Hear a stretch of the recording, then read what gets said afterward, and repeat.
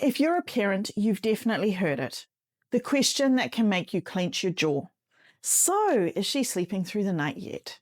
But what if I told you that for most children, not sleeping through the night is completely normal? What if I told you that one study showed only 16% of 6-month-olds actually sleep through the night? That means the vast majority don't.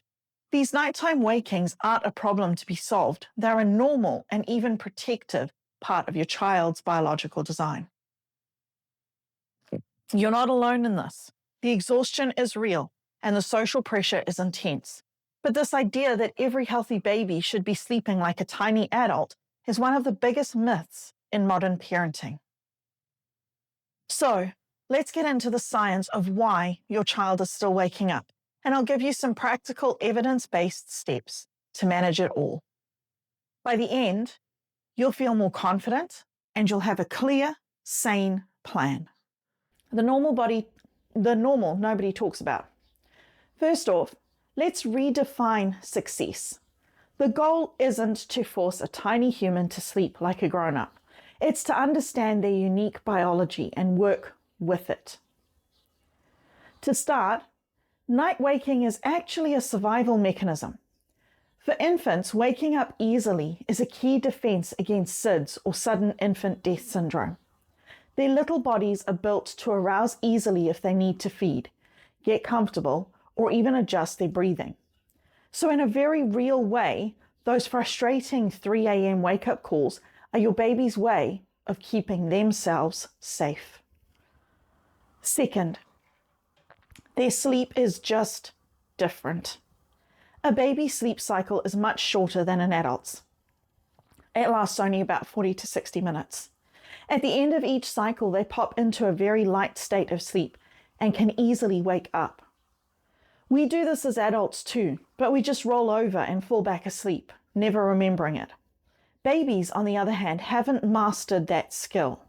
They wake up and think, hey, wait a minute, where did my warm, comforting parent go? And for anyone worried about their development, research shows no significant link between a baby sleeping through the night and their mental or motor skills. It's so normal that even at 2 years old, over a quarter of kids are still waking up frequently at night. So let's all take a collective breath and let go of that pressure. Instead, let's get curious about what's really going on in their brains. The science behind the 3 a.m. wake-up call. To really feel in control, it helps to understand the why. There are 3 big biological reasons your kid is waking up at night. First, as we mentioned, is their sleep architecture. An adult smoothly transitions between sleep cycles, is like an automatic car. A baby's is like a teenager learning to drive, a stick shift.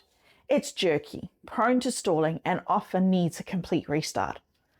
They spend way more time in light, active REM sleep, which is fantastic for their brain development, but also means they wake up more easily.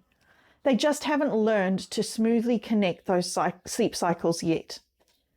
The second reason is evolution. For thousands of years, a baby's survival depended on staying closer to a caregiver. When they wake up alone in a dark room, their ancient primal brain fires up and asks one question: am I safe? This isn't your toddler trying to manipulate you. It's a deep biological need for connection.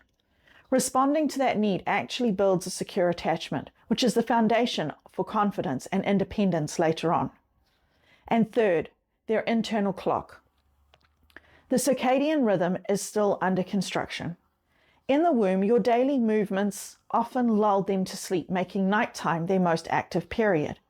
It can take months for their body to get in sync with a 24-hour day. Their system isn't broken, it's just getting set up. So when you're up at 3 a.m., remember you're not fixing a problem. You're being a crucial part of their development. You're the gearbox, the safety check, and the timekeeper while their own internal system is still coming online. Your sanity-saving action plan. Okay, the science is empowering, but you also need a plan. Normal doesn't have to mean miserable. Here are 4 science-backed steps you can take to gently nudge everyone towards a more consolidated sleep. Step 1. Make the bedroom a boring cave. Light is the enemy of melatonin, the sleep hormone. Your goal is to make your child's room cool, dark, and quiet. Think blackout curtains and white noise machines to block out startling noises. The room should be so uninteresting that when they briefly wake up between sleep cycles, the easiest and most appealing thing to do is to just drift back to sleep. Step 2. Create a powerful wind-down ritual. A predictable routine is one of the best sleep cues you have. This isn't about a strict to-the-minute schedule, but a reliable sequence of events that signals to your child's brain that sleep is coming. A warm bath, which helps lower body temperature, followed by quiet activities like reading books or a gentle cuddle, works wonders. And definitely no screens for at least an hour before bed. The blue light is a melatonin killer. The same steps, in the same order, at roughly the same time, create a powerful feeling of safety. Step 3. Help them learn to fall asleep on their own. This is about giving your child the tools to soothe themselves. If a baby always falls asleep while being rocked or fed, they will expect that same help every time they wake up at night. Around 4 to 6 months, you can start practicing putting your baby down when they're drowsy but still awake. For toddlers, this might be a special blanket or stuffed animal. The skill of falling asleep on their own at the beginning of the night is the single biggest predictor of whether they can get themselves back to sleep later. Step 4. Respond like a calm, boring pro. When they do wake up and call for you, your response is key. The goal is to be reassuring but boring. Keep the lights super dim, a red tone night light is best, and your voice low and calm.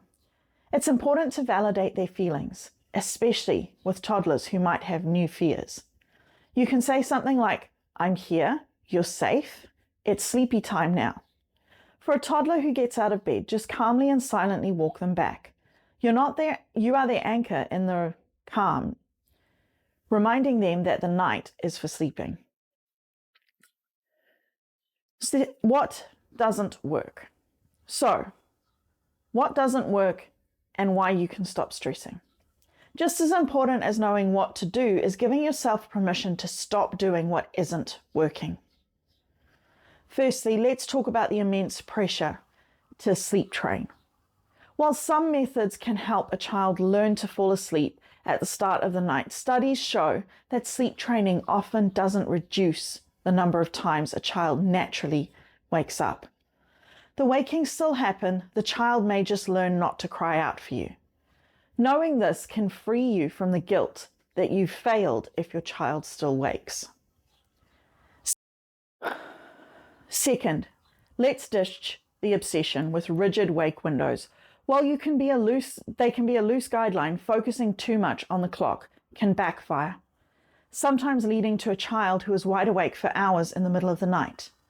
It's far more effective to watch your child for their natural sleepy cues, like yawning, ear pulling, or getting quiet, and have a consistent bedtime rather than stressing over a minute-by-minute schedule. The bottom line, many of the things we're told to stress about aren't the magic solution. We think they are. So for the majority of families with young children, sleeping through the night is a fantasy, and that is biologically, developmentally, and scientifically normal. These wakings are not a sign that you're a bad parent or that your child has a bad habit. They're a sign of a healthy, developing brain, a powerful survival instinct, and a deep need for connection. By understanding the science, you can shift your mindset from frustrated to empowered.